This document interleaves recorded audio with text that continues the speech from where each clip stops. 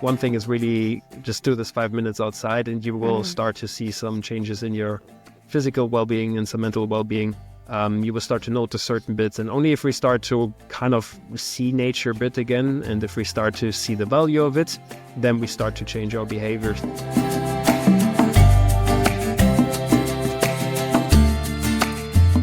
Hey everyone, this is Jessica Morgenthal from Resilience Gone Wild, and I am here all lit up as always after a great conversation with a guest with my amazing producer, Kai.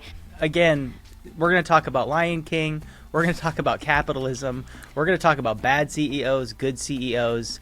And really, I think what came out for me, which was the most profound, was our ability to control the algorithm. So how is that going to weave into honey badgers? Well, I think what you're going to hear is someone who kind of lives courage every day. Ollie, you could just see the inspiration and the commitment and the selflessness to a life of trying to fix this world. And I mean, was that kind of the feelings you had coming off that conversation? Yeah, I mean, he's a young guy. He's just so passionate and so committed to following his purpose. And, you know, he's really represents the path that we want to show about resilience. You know, like, there is no mistake.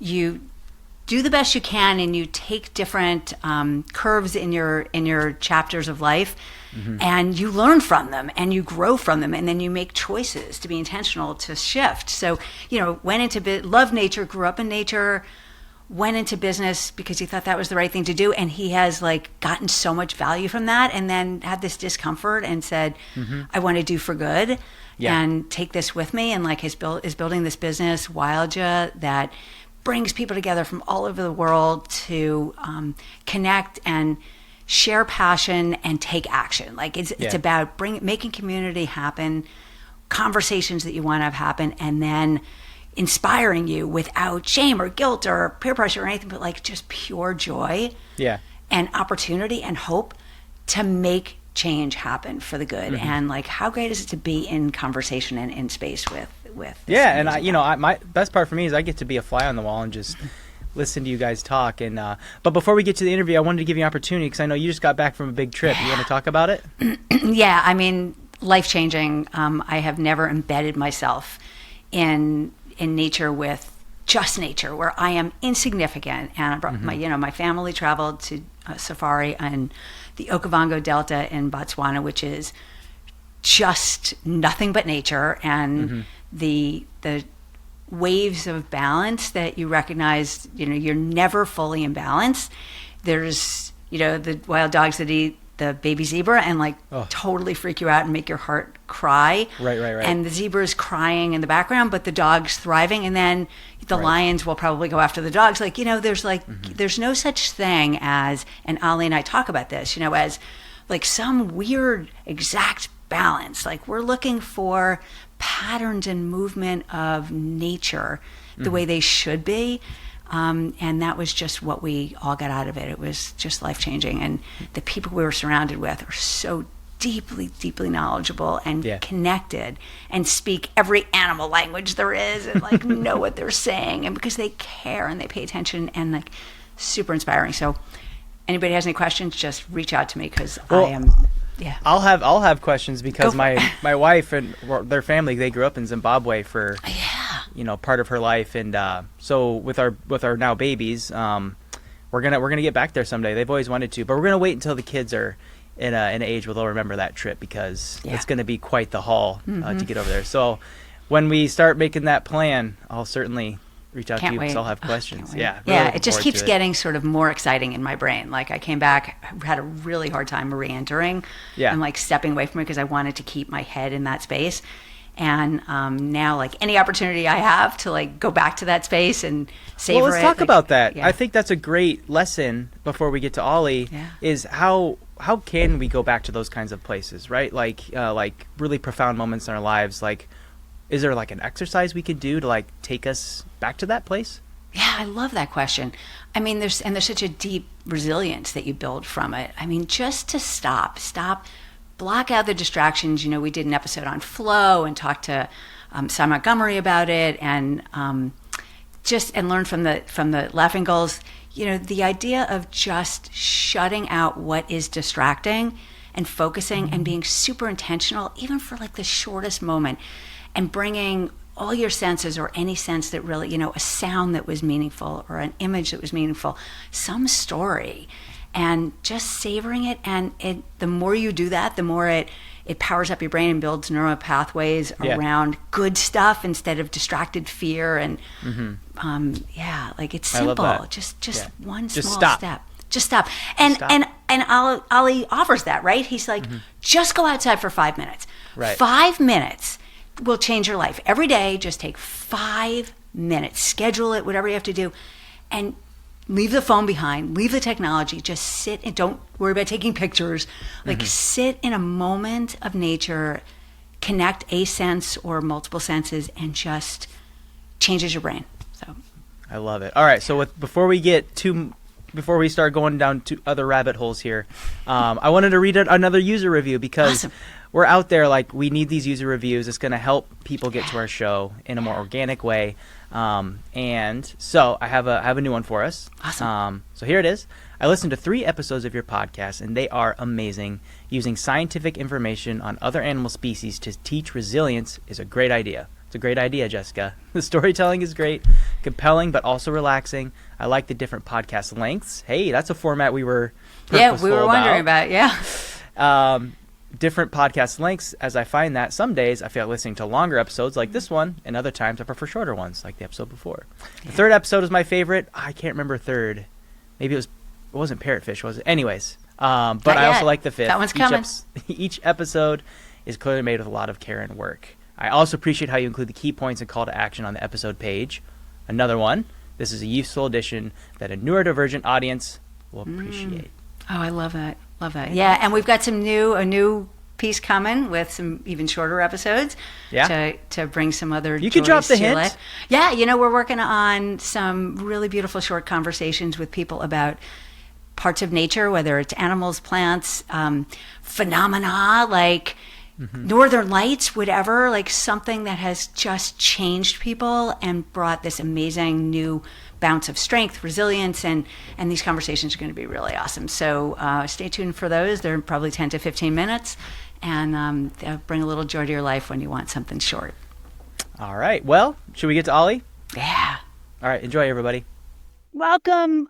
I'm so excited that you're here. Oliver Dauert, who we call Ollie, right? And I am thrilled to share Ollie with you all because he has like lit up my life since I met him on LinkedIn. Haven't met him in person, but that's because we are thousands of miles away from each other and I haven't found a way to be in the same space yet. So I am so excited to share Ollie because he has this amazing energy around getting this friggin' world back where it once was, and we need to figure out how to bring some of it back. And has done some really cool things. And Ollie introduced me to the honey badger as his spirit animal. And we need to hear the story of your honey badger on your jacket because it really like makes a big statement about who you are and just why honey badger is your spirit animal. Because I have so many thoughts on that too, but I want to hear it from you. So welcome. Tell us about yourself. Yeah, thank you so much, Jessica, for having me. Thank you so much for everybody that joins us for this conversation. And we'll try to live up in the next minutes to this really warm and awesome intro. Like you put the bar very high, but I will try to hit it and jump over it. So yeah, thank you so much for having me. No, I'm originally from Germany and I grew up like loving nature. And we're going to discover here a bit in this conversation, like where it got me, but studied business, realized that, we have, especially in the business world, we have a lot of work in front of us, like how we have to do better, especially in the biodiversity sphere. And so like sooner or later, I ventured out of this. And so, that's where Jessica found me. I don't know. That sounded like this really simple transition. Like I was in business. I grew up in nature, love nature, just made the shift. Yeah. That's not honey badger, man. That's like, that sounds way too easy, way too simple, way too like, I'm in this other space and that's all easy. But I'm going to go back and go, okay, first of all, what came up for me was this whole, I grew up in nature, loving nature, Yeah. which, I didn't. I grew up in New York City, and it took me many decades to get to this place. And people like you brought me along with so much positive energy. But like, just go back to that moment, like, growing up, loving nature. Yeah. Tell us about how that created the brain that you have, and how you think, like, you've met a lot of people on the way. I mean, I see it in the interaction that you have. And one of the things that blows me away about you is that you bring people into this, like, this deep connection and love of nature in the most gentle, welcoming, like, non-judgmental, just beautiful way. And I so appreciate that. It was a big influence on me. Tell us how those people listening who didn't start out with the brain that you had high on nature, like, can get there too, Yeah. I have to be honest, I'm also like more of a hybrid child.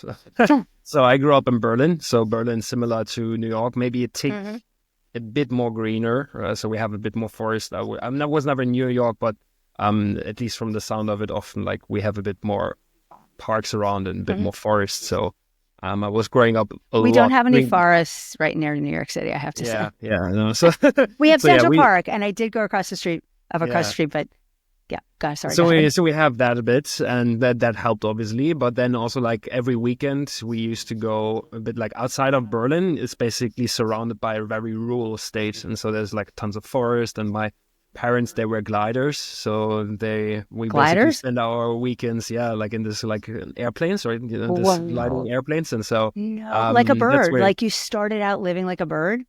That's pretty much. Yeah, so they spend we spend our weekends there, and I mean everything was surrounded by like forest, and so I was like outdoors a lot during the weekends, but during the week I was also like living in city, and there was not like it was not busting with wildlife. I think one of the earliest memories that at least I can go back to, and where I try to decode like my journey, is The Lion King. So The Lion King came out when I was like 3 years old, and so that had like a huge influence on me, and I think that got like me. I mean, I grew up in Berlin, and for some reason I always was in love with Africa, so it must come from like Lion King, and like later on in life it brought me to Botswana, where Jessica had just been, and the places, and so I always tried to decode it, and definitely Lion King was like one of the big influences. My mom was really like nurturing it from a young age. We have a really beautiful natural history museum in Berlin, so we have the biggest dinosaur skeleton in the world actually there, of a brachiosaurus. And so I got so popular in that museum, and every day I was begging her to go with me, that sooner or later I actually got free entry. So like she was really supportive and nurturing it from a young age. And even crazy stuff like we have something a bit similar, like a carnival, where we dress up in different things. And so like all my friends, they dressed up as like policemen, firemen, what other astronaut, all of these kind of classics. And what did I want it to be? I wanted to be an elephant seal. Oh my God. Did you do it? Obviously, obviously, like back in that days, there was no elephant seal costume. I don't know if that changed by now. And so she had to make it. And so she was always... we have to make a promise that if you can dig out a picture of you in that elephant seal, we will attach it to the notes for this podcast, because I want to see it. No. And so like she has been very, very supportive in that young age. But I mean, one of the things that then happened, and I always want to come back to this, because you asked me, where can other people that maybe didn't have that maybe supportive environment, or where so nobody in the family was connected to this? Like, I lost myself along the road as well. It was not like, I started here and then and the more I learned about nature, it was like a straight way up. No, not at all. It was like losing myself along the way as well. For example, when I was a teenager, I got into soccer, and like you start to date, and you start to have peer pressure, and now you need to fit in. And so nobody really was talking about nature. Nobody was really into nature. And so I lost myself during that years. Like my entire teenage years, I was not doing anything basically about nature at all. And then I was very privileged that after high school, I could go to Australia for a year. And there I just realized, like, why should I live a life for other people and just pretend and try to hide myself the entire time? Why should I not really give it all and try to pursue what I love the most, which was nature. And then I had to make the tough decision. Okay, there were basically two routes. Either I'm going to study marine biology, ecology, zoology, something related to my biggest passion, wildlife. Or in my head, I was like, or I should study business. And why should I study business? I realized that in our modern world, almost nobody is unfortunately listening to the scientists, to the specialists when it comes to like, hey, polar bears are important, orcas are important, ants are important, ferns are important. Nobody unfortunately is listening to them, but who are we listening to quite often? The Bill Gates, the Elon Musk, and so on. And unfortunately, I would love to say that was like 10 years ago and that changed. Unfortunately, if you look in that world, it still didn't change. And so those people and those companies, they have a huge influence on us. And so I was like, okay, if I want to help biodiversity, it doesn't matter that much what happens with my life. And if I'm happy, because I'll be honest with you, I'm the most happiest in the African bush or in a jungle. Oh my God, happy place, right? But the most important thing is if I want those places to keep existing and if I want other species to keep on thriving, or like actually start thriving again and to keep on existing in the future, then my happiness doesn't matter as much. I needed to actually try to understand like, okay, how is the system working? How can we intervene the system? How can we maybe use the skills and the technology and all the approaches that companies are using us basically to sell us more stuff that we don't need? And I mean, one of the best example is Nike, a fantastic marketing machine. Basically, they sold us the idea that if you buy plastic shoes, then you become the super athlete and so on. And that is very powerful. So how can we use this kind of storytelling techniques and so on to actually try to bring people back to nature and try to show them like how awesome nature is and how dependent we are on it. Yeah. And then I said like, okay, need to study business, lost myself again, because now you're studying business. Nobody else, like not that many people like nature again. Yeah. Then consulting comes Capitalism, baby. Like we need to just be about making money, like not about how we make it or what gets used up or taken advantage of, right?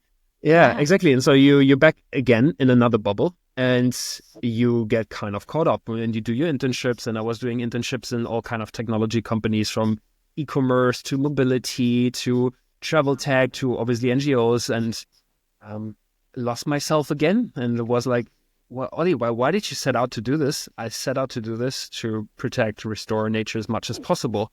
And where are you right now? And that kind of reflection came especially hard in COVID when we were all locked up. And I had like a very, very critical self-reflection where I was like, Ollie, you always defined yourself in your head. You were always talking about like, oh, you're such a nature lover and you're such a... And I told myself, BS. That was like all BS, all things that I made up, because in my head, I was this nature lover and that person that shows up for nature. But my daily actions didn't reflect this at all. I didn't work in nature. I didn't read that much about this. I didn't continue to watch that many documentaries. I didn't get any further education in it. I didn't dedicate my career to it. Like nothing ended up. And I was like, okay, that needs to change. So from there on, I basically took it down the rabbit hole. And I mean, I don't want to bore like people too much. But no, I mean, it's a really important story, right? Like we need these crises to stop and shake us up and say, why are we so uncomfortable? Like what is wrong with the way we're living our lives without a sense of purpose, without alignment with our values? Like it's all about scarcity versus abundance, right? Like it's this mindset that we get built into us that we need more. Whatever it is, you got to have more, and you got to have more money to make more. And that's the goal, that's the path to happiness, which is complete BS, right? Like nothing is going to make you happy in that short-term materialistic thing. But we get sucked in. I mean, that's the world is operating on. And I went to get my MBA during Milton Friedman era, long before you. And like, that was the only message, right? It was like, capitalism, free market, like it's all about the money, baby, and it can really screw with your head. And the peer pressure, the people you end up finding yourself surrounded by is so important in this story. Like, I'm clawing my way out of the conversations that I don't want to be having and joyfully into the conversations I want. And you know what? They're not all positive. Like people are scared. People are even more scared right now because of, COP that, the recent conference there, people, globally didn't make a commitment to move forward in the ways that we need the world to move forward and the commitments we need to make. And, somebody posted on LinkedIn that, Elon Musk said eating meat is not, just for example, right? Like, did you put, I don't know if it was that you posted that, like eating, there was a recording of him, eating meat has no impact on the environment. Like, there's things out there that have so much power, language that's out there. And if you just, have the honey badger courage, right? To like and you exude that, like that story of you're saying, like this isn't working for me. And I'm sure there was some calculation there about how am I going to support myself and my family? And like there is a toss up, right? Like, and we've talked about this, like you have to actually be able to support yourself. And one of the things I want to, put out there is like, I know that you're running a program to help people to find work in this space so that they have the confidence to know that they can follow their values and align with their purpose and passion, and that there is a future in it. Because otherwise, we go back to just being about grinding through and surviving and doing things that don't feel good, right? So, no. I mean, you hit it on the nail. You spoke now about a couple of things. I think. Unfortunately, especially like really influential people like Elon Musk, not only does he have, for example, the financial backing to really support whatever he wants to do, he also has like a very strong audience. I mean, if you just look at the recent elections, you can always like try to pinpoint, okay, what were like really influential moments, but that he kind of came out for like Trump, just like, and then Trump winning the election. Now, did he win it just because of Elon Musk? No. But like these kind of signs that are very, very important, and that just shows like how much power and influence these kind of people have. And I think we unfortunately in our society we often celebrate the wrong role models. I think like you don't need to like him, and there's plenty of things I'm against. He is very, very smart though, and he's very calculated and he's very innovative. So you definitely have to give him that, and you have to even when you don't like people, also.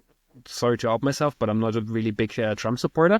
But what you can I'm always, even like with those bad folks, I'm always like, or like the people that are not really aligned with my own values, I'm like, okay, but what can I learn from them? Because in the end, they succeeded in something that is going a lot against my own values, but they still managed, and even a lot of other people's values, but they still managed to get through whatever they wanted to. And so what can we learn from them? And especially as a society, I think we have to come into actually celebrating positive champions and give them much more of a platform. So there's a really strong contrast. And for all the people that don't know her, Google Chris Tompkins. She shows like the other way that is possible with money. So she was like the CEO of Patagonia. She was one of the first team members that joined Patagonia. And she actually at one moment, she pulled out and she said like, okay, this is not like my major mission anymore. She married somebody and they decided to just start buying back private land and creating national parks, protect them, and then giving them back to the people of that country, of Chile and South Argentina. America mostly, And so it's just incredible where also like money and influence can do something very, very positive. So when people always say like, money is evil, money itself is not evil. That is like, it is a tool. And so it's always important, how did you get your money? Was that ethical? And how did you come about to get this? And the second one is, what are you going to do with that money? Because money in the end is just like the reflection of our society. And like in the end, it moves. I mean, you can't even grasp it most of the time if you don't have cash, So it's always about like how we can use it. And Chris Tompkins has one of the best examples how somebody took matters into their own hands and invested it to protect, restore it for the future generations. And I think that's really powerful. However, who is more well known? It's not Chris Tompkins, but it's Elon Musk. So it was interesting though, because she built Patagonia into a huge global brand that has a side agenda of caring about the world and doing good and sourcing, in positive ways. But it was still a profitable, hugely profitable brand, and still is. And her husband was North Face, right? So like, he built North a Face huge, and Esprit. Yeah.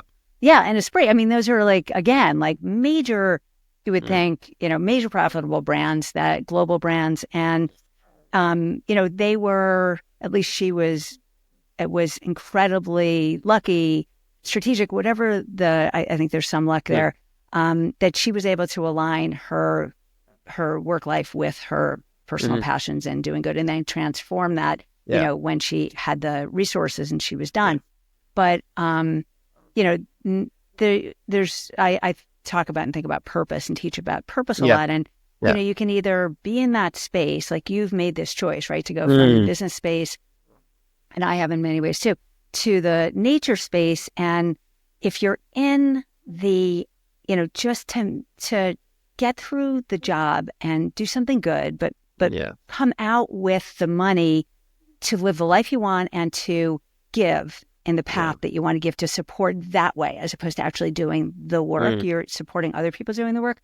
I had this great conversation with Andy DeHart, who's the CEO of Loggerhead Marine Life Center, who, we went to that place where, you need to have super high respect for donors who are, however they made their money, hopefully aligned with the values that we all believe, that we want to believe that they believed in. They're giving to support the things that are going to help us, that are helping this earth, and helping others and that kind of thing. So, if you're lucky enough to be able to align both and be working and making money in the field that makes you 100% happy, that's really cool. But at least, to honor that work can just be for money, and then to give you the lifestyle and the ability to support what you want to support kind of stuff, and get involved in that on your non-work life. So, that's unfortunately, that is, I'd be totally honest, because I'm always like to be like straightforward with people. It's like, you right now in the free market, you get rewarded. You get higher rewarded for doing bad than if you do something good. So that's always like a spoiler alert. So if you're in to make as much money as possible, then sorry, I think you can turn off that because it's not the direction that we're going to go in the next minutes. But let me push you back on this. So like, you think about Elon Musk, right? And he's invested in solar, and he's invested in electric, changing the whole business model originally. Like, was it to make money? Sure. But it wasn't, there's some pathway, which is why it surprises me that there isn't more in his rhetoric around caring about the earth. It's weird to me, but who knows what path he's taken over time. He took like quite a strong position with the different following, but but initially, of course, like for example, if we take the rocket company, then like it produces much less waste than what like NASA operations did. So definitely really positive.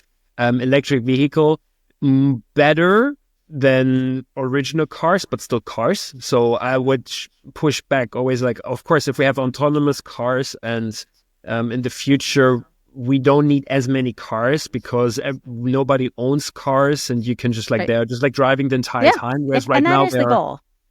So I think if we go to that space, then I would give him that. Right now, I would say like, okay, not there yet. Holding out, but let's say as a default, like with Elon Musk is maybe a specific case where you can like debate about this. But in general, I would say like right now, I mean, if you look at very, very the most valued companies, it's like if you kind of promote overconsumption, if you promote like fossil fuels and so on, then usually you end up with a higher salary than the people that, let's say, like how can we protect more rainforests? How can we restore corals and so on? So those folks that don't make the same living. However, one of the things really practical, because one of the things that you ask, and I think I really love, is like, okay, but what can people that now listen to this, what can we really do? Because maybe we're not the Chris Tompkins, we're not an Elon Musk.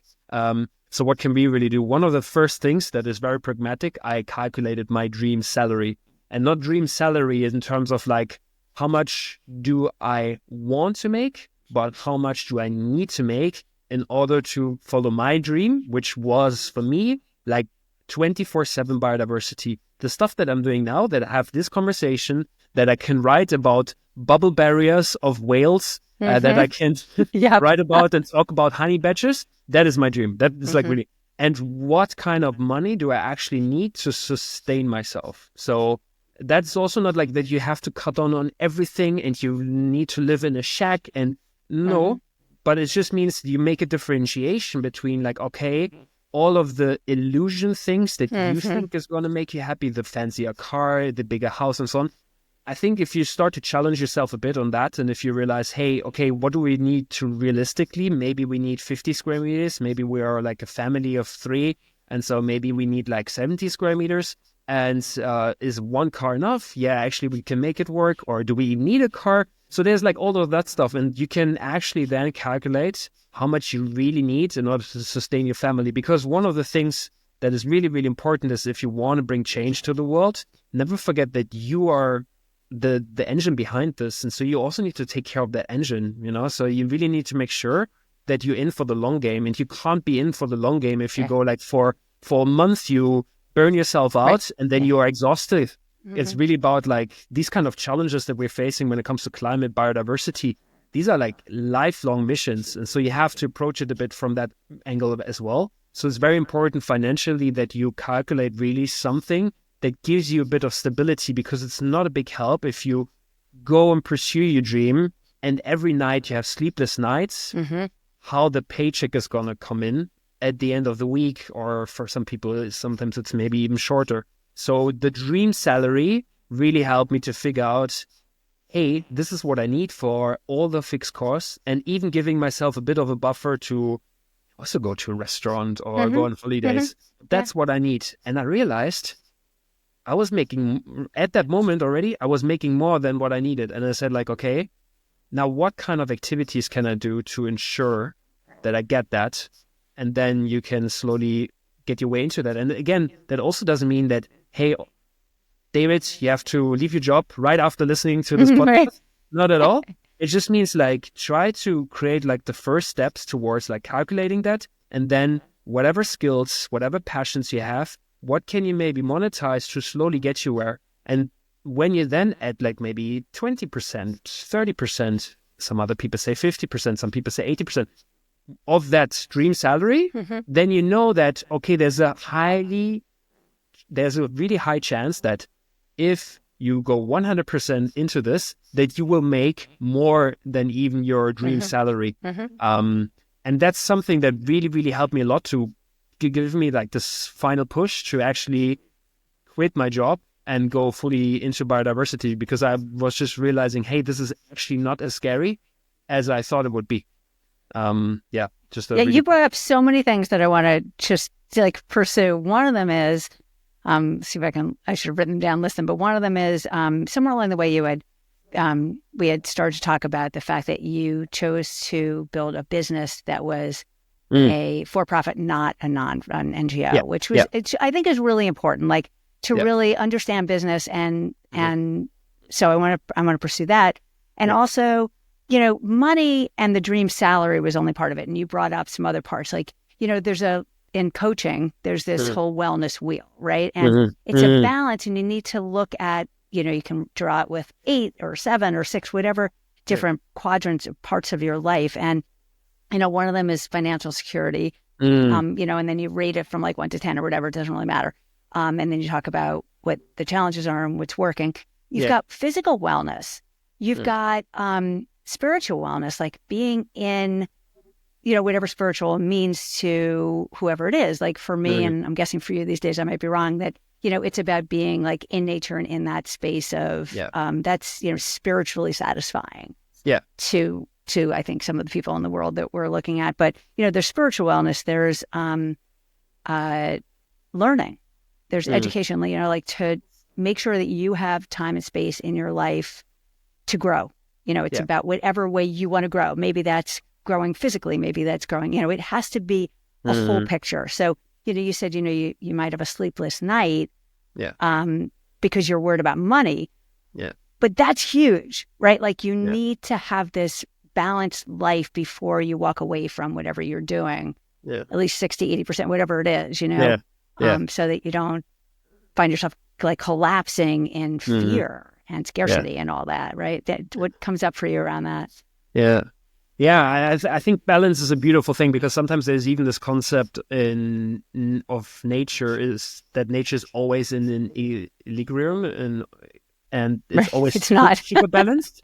But Yeah. I mean, even in It's- nature, we don't have that either. So really, really quick example is like, if you have rabbits and you have, let's say, wolves, sooner or later, it can be that there's a very strong year where there's more wolves, and then more wolves start to eat Right. more Yeah. rabbits, and then Yeah. sooner or later there's no rabbits anymore. And if we just imagine there's only those two species, so wolves can only eat rabbits, Yep. Yeah. then sooner or later the wolf population will drop, and so on. So like there's always a bit of shift. And I think there's like Wheel of Life, I think this tool that you mentioned, it can also sometimes be confusing that we humans, we're so rational, and so we would see sooner or later in our life we have it all. We have everything like Yeah. super balanced, Yeah. and everything is on Yeah. like the maximum scale. And I personally think this is like one of the flaws in these kind of tools, is that just embrace that this isn't quite often not how we are working as a human.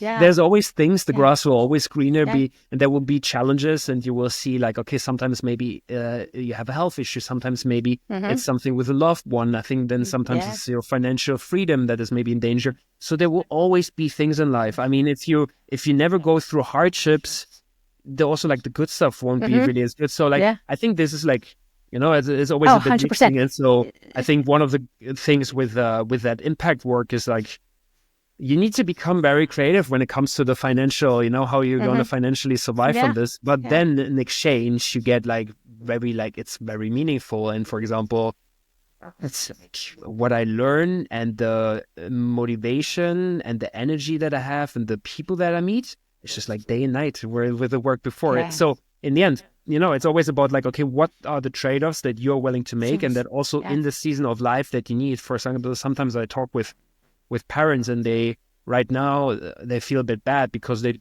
can't do more in terms of like impact. They can't leave their job because right now, let's say they have maybe a mortgage to pay. And especially if we're talking about the S, to be honest, like if you get like sick, if you want to send your kids to education, housing, like everything gets like, it's much more riskier in the US than to live, for example, in France or Germany, where I spent like most of my upbringing.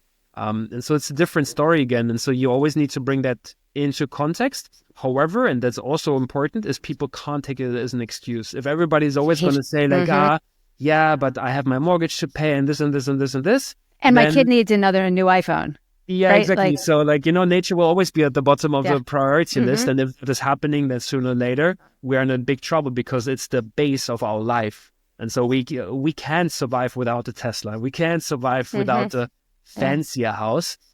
We can't survive without clean water. We can't survive without medicine. We can't survive without food. And that's all that nature is giving us, And so we can still pretend that is not the case. But sooner or later, there's be payback time. And then like maybe later on in the conversation, we can talk about the company bit, because I think that is quite important, because I get like sometimes challenged on this. But I think it's important, looking back at my history, where I was coming from, how can I say, or how can I challenge the Nikes, the Amazon and so on, if I don't show another example of how it can potentially How it can be work, done. Yeah. So yeah. Yeah, super important conversation.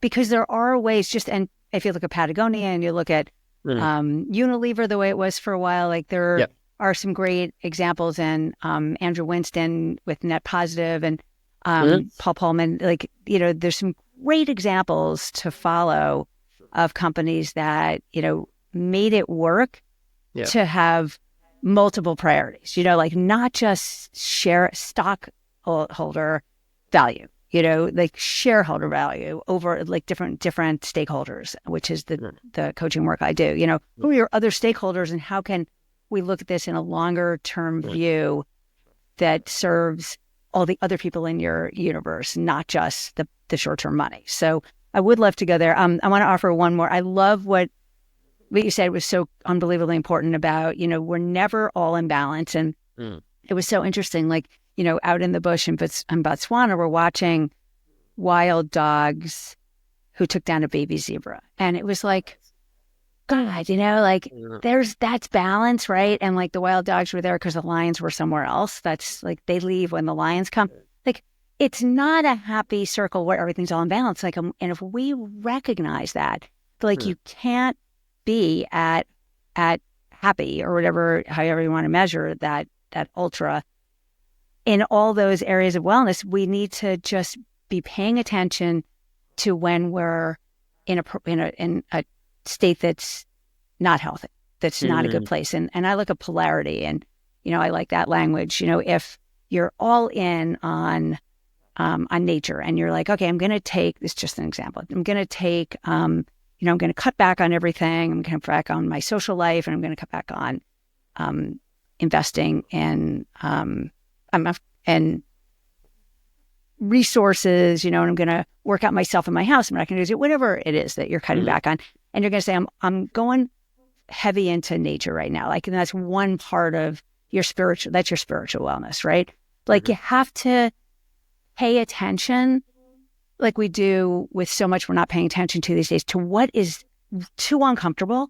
Like, what is at the point of such discomfort that you need to focus on it and figure out how to rebalance. Like, you need to pull back from the extremes, all in on money. You know, like, I know so many people who are like, I'm going to spend the first 10 years of my life, like, or then it's 12 years and then it's 15 years, whatever, like making as much money as possible. And I'll wait for happiness, and I'll wait for health, and I'll wait for whatever. I'm like, not a good thing, right? So it's so funny because I got so inspired by this honey badger thing, right? Like, this is just such a crazy cool creature. And I have to say, like, honestly, and I think you're in the same place, and a lot of people who are listening and who hopefully will, like, move in this direction, no matter what creature or plant, you know, flora, fauna, fungi, whatever it is so friggin' cool. It's mind-blowing, right? Like, I got totally blown away, as did my whole family. Like, we came back from a week safari, and the coolest thing everybody saw was the dung beetle rolling the ball of poop, right, of elephant poop, that is 10 times the size of the beetle, over wood and long distances to grab a mate who likes his ball of dung. And while doing that, like, is leaving seeds along the way and leaving moisture. And I don't know, there's, like, the coolest thing in the world. Who knew the dung beetle was, like, at the moment, the coolest animal? So the honey badger, like, that was last week's coolest animal to me, because I went to visit them. First you told me about them, and then I learned about them. And then I went to visit them at the Naples, Florida Zoo, which was such a highlight. And I hung out with the zookeeper for like an hour. And I have the notes for the show. We'll post some pieces of the interview that I did with her. Super awesome, lovely woman. Nice. Named Mary Catherine Mitchell, who is just so passionate about the animals she takes care of. And it was like the coolest thing, because I have to say that what I was blown away by these animals and the relationship to you. So I want to kind of go there for a minute, and then I do want to talk about the company format in terms of being because I'm into that as well. But is that they prance. Like, these are like the most gritty, courageous, don't give up. Like, this is Ollie, right? Like, I'm seeing Ollie, but it's the other part of him that I saw that I thought was the coolest thing. And I hope if you haven't seen them in person, that you get a chance to, like, just sort of see them from afar, is that they have this light step, and they prance. Like, put the video at the end in the show notes. But, like, how cool are these characters? Like, they have this super positive energy. Like, they're not like these aggressive, vicious looking. They're like happy looking, bubbly, just driven, and I'm gonna make it happen, whatever it is. So, like, and you've got this honey badger on your shirt. Like, just go down the honey badger thing for a few minutes, because I just have to savor it and savor the time with you about honey badgers and courage and all that. This is already, I think, one of my highlights of, like, so I've been 2 years now on this journey, and I think this is the first podcast where I can actually go down the honey badger hole. So this is like already this is already worth it. Like, all the 2 years, all the hustling, all the sleepless nights, this is already worth it. That finally we can talk a bit about the honey badger. So maybe where it's coming from, it's also, like, very, very silly. It's like one of the YouTube videos, I don't know what it was, like, I think it was like 8 years ago. There was just like a comedic guy that made like pretended to be a National Geographic narrator and just like make jokes about the honey badger and how cool they are and how they don't give a shit. And so that kind of like, I found that like so hilarious. And it was one of those first moments where I was like, hey, this is how we can get people again reconnect to nature. Because let's be honest, as much as I love nature documentaries, who's watching that nowadays? Like there are a couple of outliers on Netflix sometimes where a bit more people watch it. But if you compare it to Squid Game or if you compare it to, I don't know, all kind of Netflix shows, it's just a drop in the bucket. And so that YouTube video was like a bit like, ooh, this is really interesting how this communicate this is because you laugh about this and you're having a really great time. But at the same time, you learn stuff about them. Oh, totally. 100%, so I was like, right? This is incredible from the communication point of view. And the more then I started to learn about the honey badger, unfortunately, it's still quite an elusive animal. So first of all, you rarely get to see it. So I think overall, I did like around like 100 game drives or something like so in the safari in Africa, across like different countries from South Africa, Botswana, Uganda, everywhere. And I saw one. So, oh man, I was the odds were against me. Okay. Yeah. So like, and I saw it in Botswana, and it was exactly the situation that Jessica described. It was like, was just doing their thing, walking really chilled, and we're just like the people in this truck at the time just like lost it because we were all like talking about this. Yeah, what animal do you still want to see? What's like, because sooner or later it's like silly, but you get a bit like fatigue. So after a while, you've seen the giraffes, you've seen yes, elephants everywhere. You don't appreciate them anymore. So what's the next thing, And I was like, I'd love to see a honey badger, and we were even always screaming like HP, we're going to see HP. And so you call the energy was honey badger energy. Yeah. So it's just like this, this animal, and so then of course, like I did also like a safari guide training where I was learning more about animals. And even there, even if you go into the books where everything is written about like animal behavior or the paw prints or the noises that animals make, quite often the animal that gets left out is like the honey badger. In comparison to like elephants, sometimes you have like entire books about them and so on. About honey badger, there's not that much written about them. And I always was a fan a bit of the underdog. That's like just something in my life that always like comes to me. And what I liked about the honey badger so much is that one thing is, it is like fierce. So if it gets attacked, or if it's like it doesn't back down, no matter like how big the odds. And it's built for that, right? Like it's like physically has all these amazing adaptations so that it doesn't have to back down. You're like, how is it possible? But it's super adapted to like not friggin' backing down. No like, matter if it's like, I see you that. There's you. Like exactly. No matter if it's like bees, if it's like something small, if it's like snakes Cobras, with venom, if it's like a lion, if it's like leopards, hyenas, no matter what scatters them. And they always like manage to defend and like fight things off. And so I'm always somebody like, by now I am very sure like who I am. And so by now I know that like biodiversity, nature, that's going to be my life mission. And I'm not going to back down from this. And so right now the odds are against us. Like it's again like also like an illusion if you think like we're currently like on a winning track. That's not the case. We're definitely the underdog here. But we keep on fighting. If we think that is like the most important bit that we have to fight for, then we don't back down from this. And so that's like also like was one of the things that I found like very, very impressive. It's also very, very smart and very innovative animal. Yep. So there's another, like if people really want to go down the honey badger YouTube route, there's another YouTube video that shows how smart they are, which is called Stuffles, which was like a South African honey badger, and he managed just to escape all the time from his enclosure. Wow. And he did this through various ways, from using the tools that the caretaker left inside to piling up rocks to using he sooner or later got like a female honey badger into the enclosure. So then he was using the female honey badger to get out of the enclosure. They managed to open doors, just like crazy intelligent animals too. And not to say that I'm super intelligent, but very innovative I try to be innovative in the approaches and try to come up with ideas or things that we maybe haven't tried, or try to put them together in a new way because at least so far, the things that we tried didn't seem to work. If we go like the scientific route, right now, we're not like really winning. People are not listening to scientific route. We also see that in climate. The spiritual route, we definitely tried. I mean, there was an entire generation of like hippies that went really like very much the spiritual route.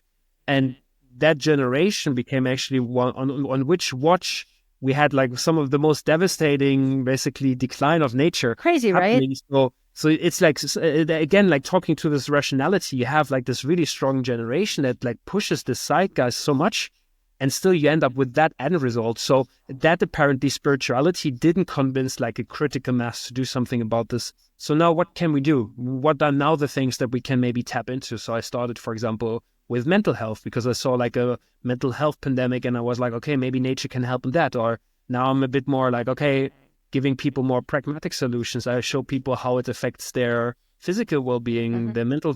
So I'm just always trying to explore different angles, how it can resonate with people, because we all have skin in the game, you know? Yeah. And so I just always try to be innovative about these kind of approaches.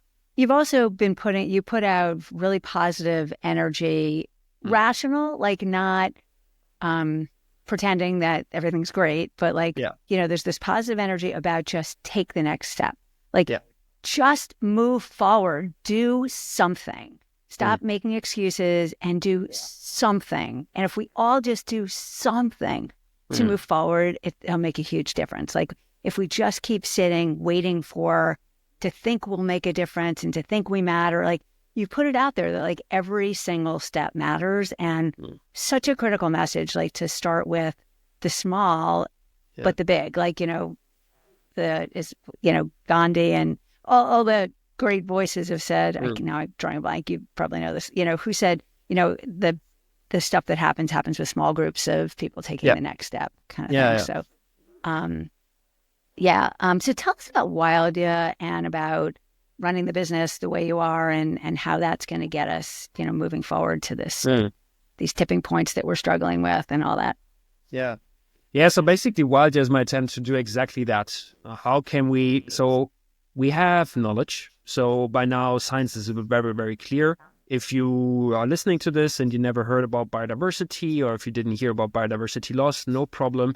If you go nowadays, ChatGPT and so on, they're so good. And then they really, I mean, or like Perplexity gives you even like the resources where it gets the knowledge from, so that you can always double check that it's serious. But like the general perspective is like quite often like the science is very, very clear. We can't afford, there's planet boundaries, and right now we are outside of those planet boundaries, especially when it comes to our life on Earth. So everything, from how Jessica said, like from plants to fungi to animals, everything is out of like the comfort zone of the Earth, and we need to bring it back because we are so dependent on it in everything that we depend on really in life, not like the fancy gadgets, but the needs. You know, when we're talking about always like, okay, what are the vitamins and what are the painkillers?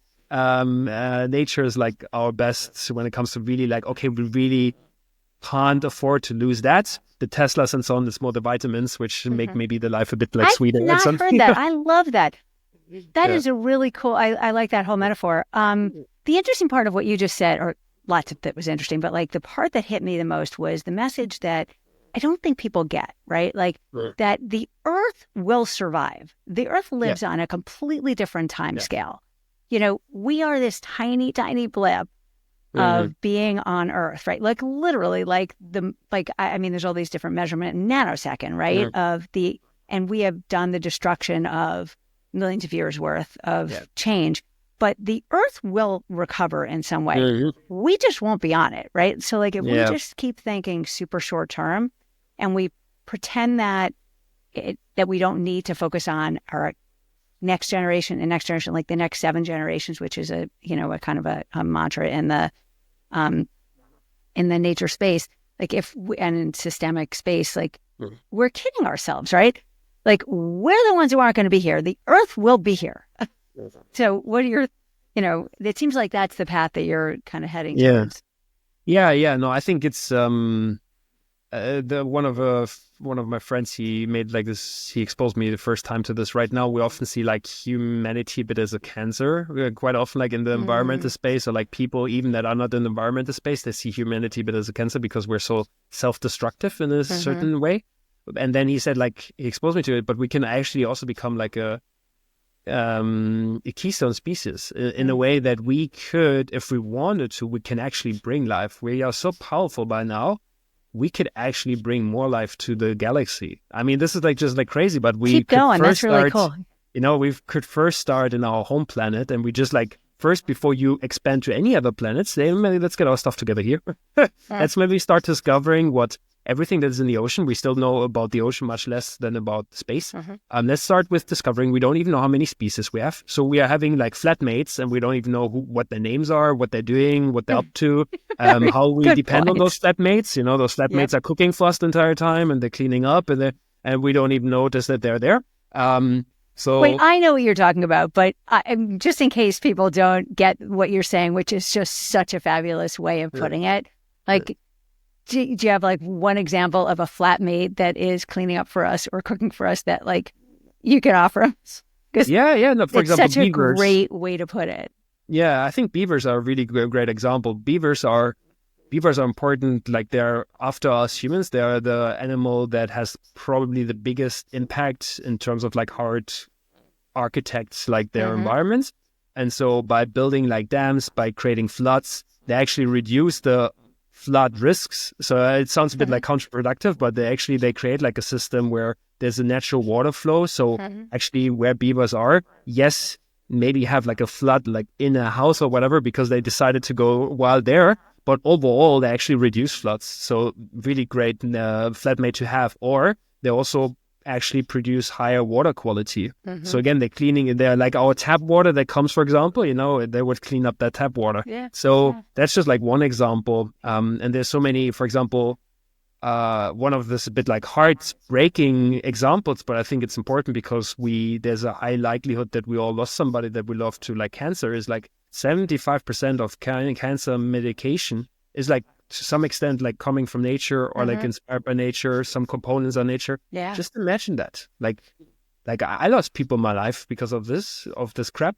And like, just imagine like we wouldn't have that sort of medicine, then there wouldn't be the chance to save a couple of people, or at least make their journey more doable, so that they're actually not going to suffer. Just imagine we wouldn't have that. And so like, that's why that's the beauty bit with nature, is like we depend on it, and so it touches all our lives, and so it's just like the first step. So coming back to your initial question is like, okay, first we need to create awareness that people are aware of that stuff, because I mean, as our cities, we spend 90% of our time nowadays indoors, especially if you're living in America. If you live in Europe, there's a good chance 90% of the time you spend indoors. Oh, it's so upsetting just to hear that stat. Yeah, But it's true. Yeah, right. Really upsetting. But that's the status quo. Then you have 10%. Okay, where do you spend that 10%? Quite often you spend it on the commute or whatever. You spend Quote unquote outside, outdoors, but I don't know if in a city that often doesn't reflect nature as well. So where are you supposed to get in contact or know stuff about nature?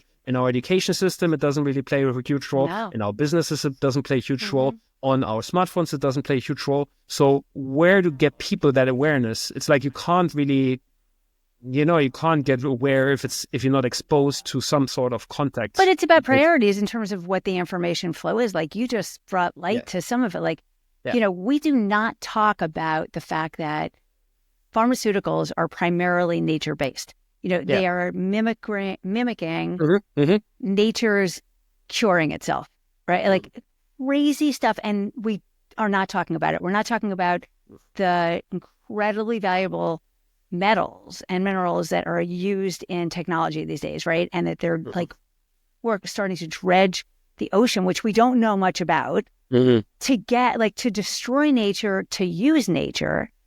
We're not talking about it. We're talking about the cost of an iPhone and how cool, how much the stock goes up of Apple, right? Like, that's the key. Like, how do we start talking about it more so that people get how friggin' important it is?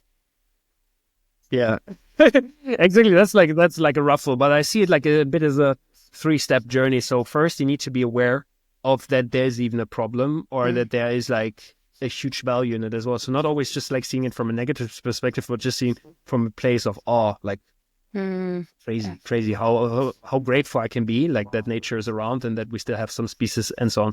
So awareness, because without all the other steps, they can't follow. The second one then is knowledge. So you need to build at least a certain bit of knowledge of like, what's causing these problems? Why does it matter? So for me now, it's like easy. I can grab an example from mental health. I can take an example from physical health. I can take you an example from the economics perspective. But that's because I sit down and I learn stuff. And there's nowadays, I mean, there's beauty. Like here, you're listening now to Jessica's podcast. There's podcasts, there's newsletters, there's like books, there's whatever fancies your boat. I mean, even Google came out now with something where you just type in you just drop a PDF, and now they're gonna create like a podcast out of this. Right? Isn't that wild? So like it's just like yes. So there is definitely ways how you can learn that stuff. So the second you one, want to choose, right? It's about choosing what you're bringing into your life. Like it has to be intentional, or else it's letting you happen. Like it's active versus passive. If you just let the algorithms decide what should flow towards you and not realize that you have control. Yeah. Or you can take control and say, I don't want to hear dark stuff every day. Like, I don't want to hear politics. How come I keep getting all this news about whatever? It's like, because you're not choosing. You actually have the power to like reset your algorithms and just start choosing what you want to learn and what you want your brain to be thinking about and what makes your brain happy versus stressed and crazy and dark and tight and not communicative and all that stuff. So and that's a beautiful example that maybe people can more relate to than necessarily the stuff that we talk about when it comes to nature. Is like, at first you need to be aware that you are actually in control, and that is not like you, because like a lot of people, they open that app, they open Instagram, and they just take it they just like start to consuming it. So the first is awareness, even when it comes to an app, that, hey, you have to some extent, you have to control what you're going to see and so on. Second one is then building up a bit of knowledge, like, okay, how does this algorithm actually serve me? Does it serve me? Does it bring out the worst in me? Does it bring the best out of me? And how can I maybe shape it so that Instagram or TikTok or LinkedIn is actually serving who I want to become or who I want to be, rather than the toxic distractions? And then the last one is to actually taking steps. So now you need to maybe unfollow some people. Maybe you need to start like really like scrolling over the stuff that you maybe are curious about, but it's not really serving the purpose, and really start liking some nature content creators and so on. So you then have to sooner or later take action. And especially coming back to your initial question about like wildlife, we try to see it in the 3 steps. Is like, what I do on social media is awareness creation and knowledge. So it's a bit like both of them. I try to tap into trying to increase our bubble, because right now the bubble is too small of people that actually are caring about this, and then creating like awareness, but then also try to make it educational, but also entertainment. So I try to bring a bit of knowledge in there so that people have some breadcrumbs of like, okay, I didn't know that about whales, or I didn't know that I can actually that my actions actually have an impact on whales. And people often don't know that stuff. And so then knowledge comes in. But the last important bit, and that's very tricky to do on social media, is how do you get now people to act? And I don't know if you saw it in my post, but I would say 80% of my posts I finish with like concrete action items that people can take in order for them to change. But the problem is, there's the next post coming in just a second, So it's not, social media is great for awareness. It's great to transfer some knowledge, but I find it very, very challenging for people to actually then take action. And so how do you catalyze action? Because right now, science is very clear. Awareness is not there yet, but at least, the people, the decision makers, they are definitely aware. They just like choose to ignore it. But so we need action. So how do we get more people to take action? And again, action can be something as in like, hey, I go out now every day for like 5 minutes. Or just today. I just go out today for 5 minutes. And I would just like look a bit around what I can see. Without your phone. Hear, like, don't be on your phone. Yeah. Just shut it all off and pay attention to something new in nature, right? Yeah, exactly. It can be something very small like that. And then it can be something like, hey, I read about that my food has like a huge impact on nature. So maybe I start with like cutting out meat for one day. And it doesn't mean, or like sometimes start with one meal. Start with one meal once a week is not meat or fish or dairy or whatever. Just like take the tiniest. It needs to be ridiculous. You need to be a bit like writing that down even seems silly. That kind of action, but start there. And as soon as you start and there, write it down. write it down, yeah. Because recognize that it wasn't that hard. Yeah. And that it moved you forward, and that, you know what, do a little bit more tomorrow, and a little bit more tomorrow, and like this is not hard, and it makes a difference. Yeah. Like we tell two people, and then the whole exponential is my like hot button. It's that just bring others along with you, like send the positive energy out, which is what you do. You're like, and that so much of that depends on people, and I'm the same boat you are. Like we start by telling people about the happy nature, interesting, learning, cool story. And then we get to the calls to action. And you have to get people to be able to hang along that long, right? To like actually be able to pay attention long enough to still be awake and to then feel that they are empowered to do something, not just hear it and like shut it down and then start the next thing. So, I mean, it's a challenge, right? The whole... It's a challenge. It's a massive challenge because I was just like in a conversation with another friend that has like a rewilding company, and it's just like right now biodiversity, nature, give it the name that you like, is right now like an afterthought. Like in our daily lives, it's just like it's not a priority in our personal lives for many people, for the vast majority. In our companies, it's not a priority. In our governments, it's not a priority. So it's nowhere like a priority that, well, how can we be surprised about like where we're currently heading?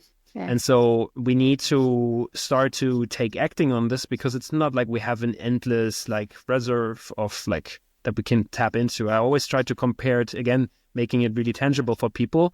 There's 99% chance that the listener has a credit card. And so you have to imagine nature and biodiversity a bit as this kind of credit card. And what we've been doing so far, we were just like paying always. And that is working fine until sooner or later somebody is going to ask you to pay up.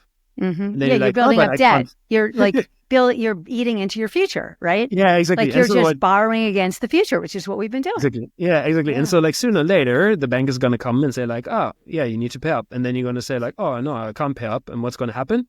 Snip, snap, goes the credit card.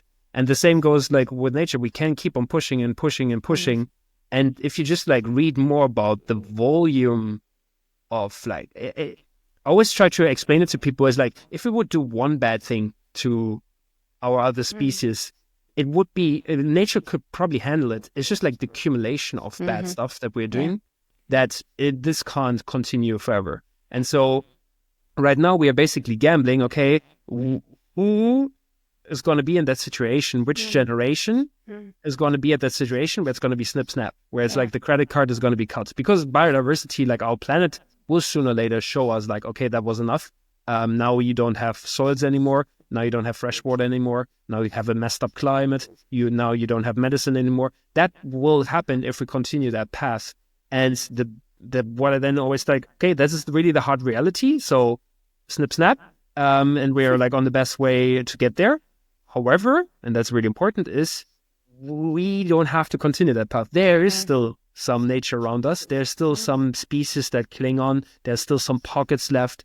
And now what we can do is we can actually go the other way around. So our credit card is great and we have it and it's good, like for really bad days that we have it here, but we can actually start to save up. We can actually start to invest it in a way that we get audacious. Like we never seen this in the capital markets. The return of investment that we would get from nature, it's just like, it's unimaginable. And what we would always benefit, it's like, of course, the other species would benefit by finally being protected, by finally having some more habitat. But in the end, we would be the beneficiary. We would be the people that benefit the species that long benefit term. most. Like it'll stick, and it's sticky. And not even that long term. Like that's always the crazy bit is as soon as you start, for example, you and your city, you and your community. I just saw like a Wildlife member. She was like this weekend. She was going on the streets and was like planting native plants on the like sometimes you have this grass patch that is just not needed. And she just started to plant like a local plants. And you see that change and you immediately, like after like days, after weeks, after months, let it be maximum a year. You see changes. You start to see more pollinators. So you still start to see more bees and more other insects, and then you start to see more birds. You make a really important point, though. Like the quick fix, like you cut down the old forest and then you plant one type of tree. You say, let's plant trees, and everybody they plant one quick growing tree, right? So it looks like it comes up fast, and it looks like, but that's not biodiversity. Like that is not the long-term solution, right? Like we need to stop and do it with much more intentionality. And I'm to the point of, how do we grab people? Like, how do we get people to raise their prioritization and to take the next step? Like, I approach this podcast with this whole construct of metaphor, right? So like you are the honey badger. You're like the model of, if you feel like that step isn't going to make it, that next step isn't going to make a difference, or you just don't have any energy left, or it's too scary. Like, think of the honey badger, think of Ollie, and like, just take one more friggin' step. It'll pay off. And then remember that you took that step. Like, remember that you cut out one half a meal or whatever it is, right? And like, just keep moving forward instead of just getting stuck. So what's the message? I've totally taken tons of your time. What's the message from you and from Wilder? Like, how do you get that assuming that it's take a step, like do something? Like what kind of language have you found is the most effective so far? Or a couple of things to like just get people to just prioritize and just do something. Yeah, I mean, I'm constantly testing around with that.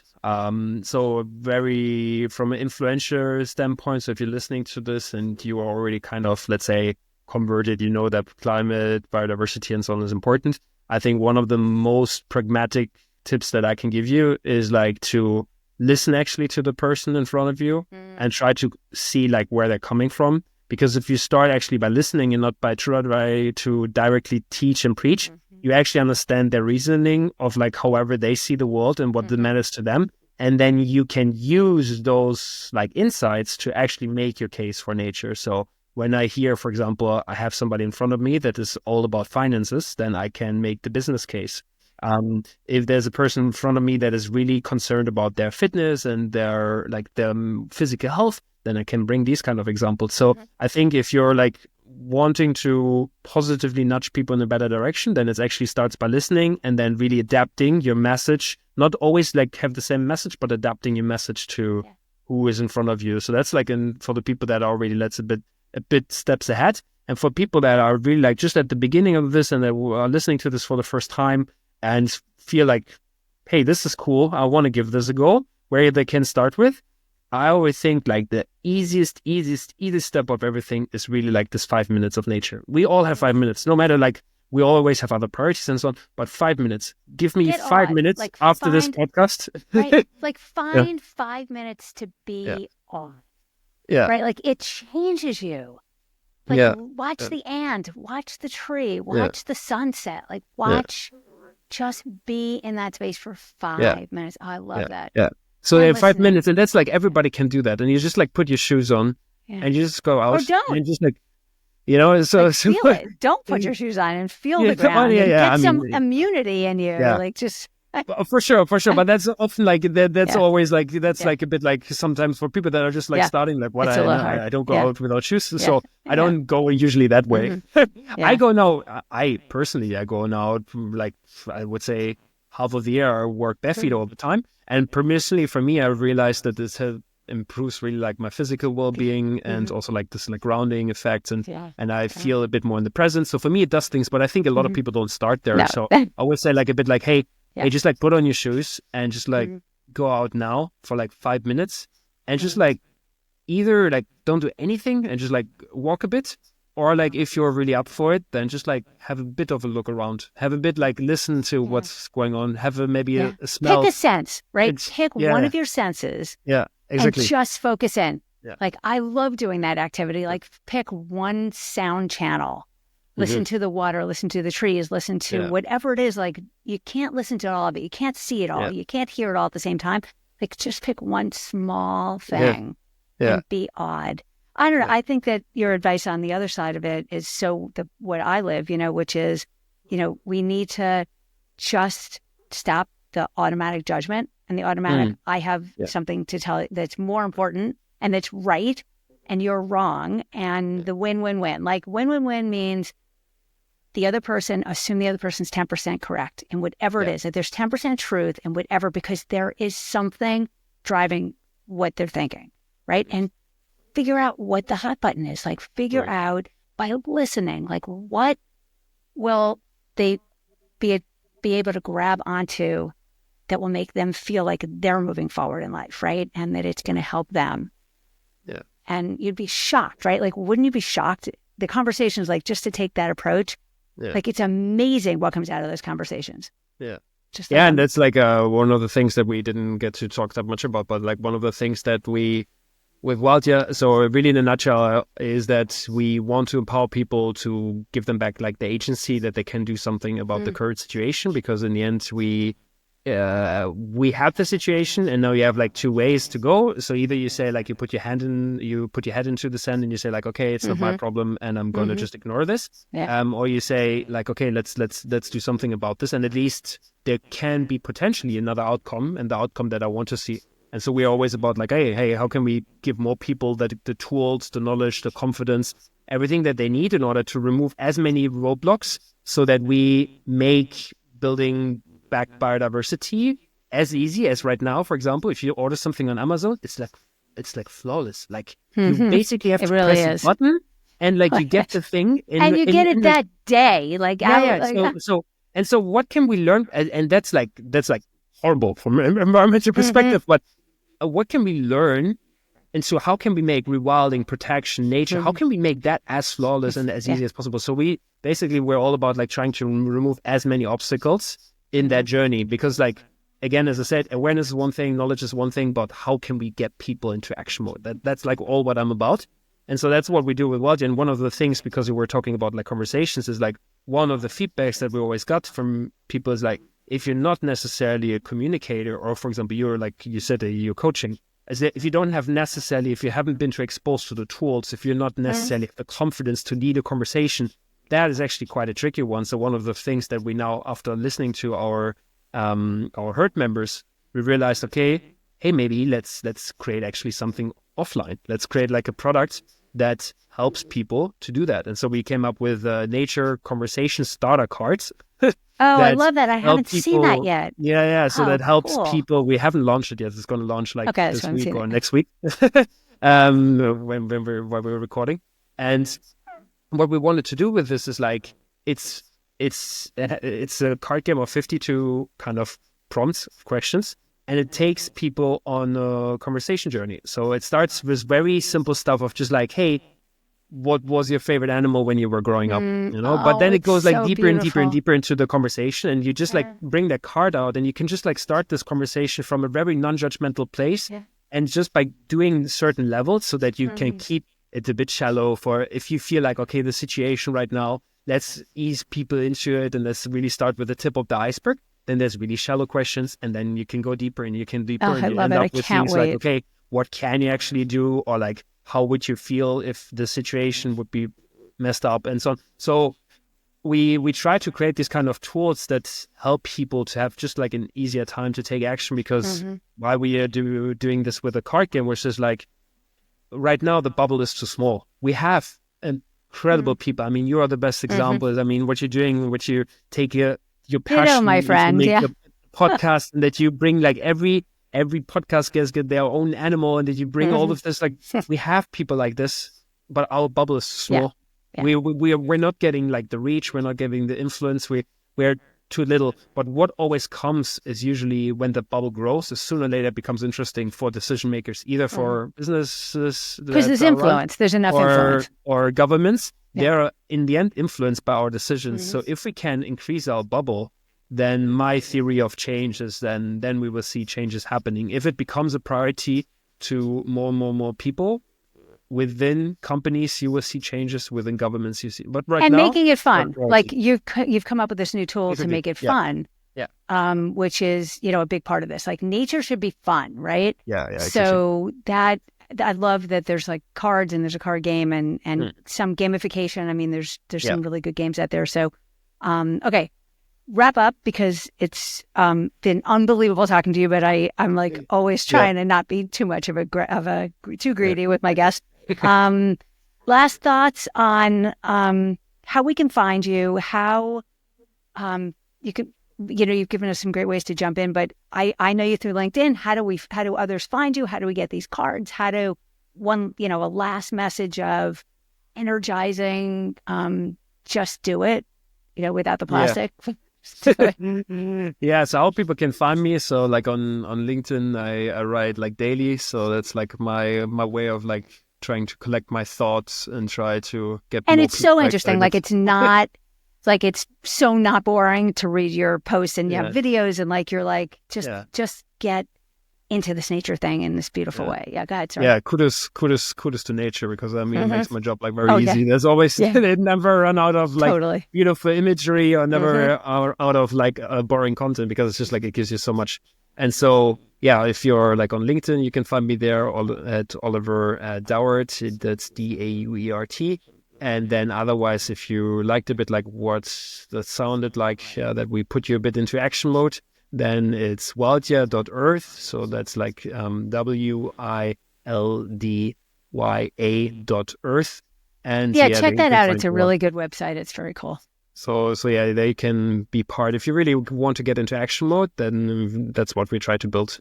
And just check it out. And how cool is Ali? Just an energetic, happy, passionate person. Like get to wildyo.earth and like get involved. Like it's just there's just no pressure. There's just joy and action. So yeah, exactly. And so like what if I can ask like for one favor, is that is not too much, is like ask. It's like 5 minutes outside. Like if you're now listening to this podcast and you found a bit like there were some interesting bits in this, then one thing is really just do this 5 minutes outside and you will start to see some changes in your physical well-being and some mental well-being.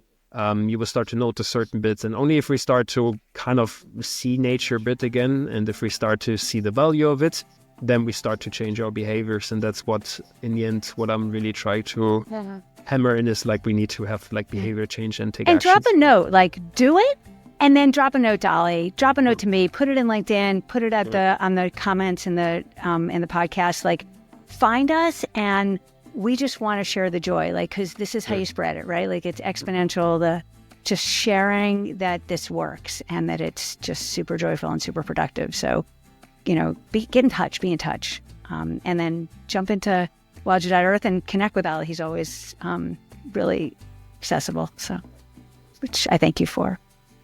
Yeah. Thank you so much for the time. Thank you so much for everybody that was listening and for giving me the opportunity, Jessica, to talk to you and your audience. And so, thank you very much. Thank you so much. It's been such a pleasure. I'll see you soon. Thanks, Ali. See ya. Bye.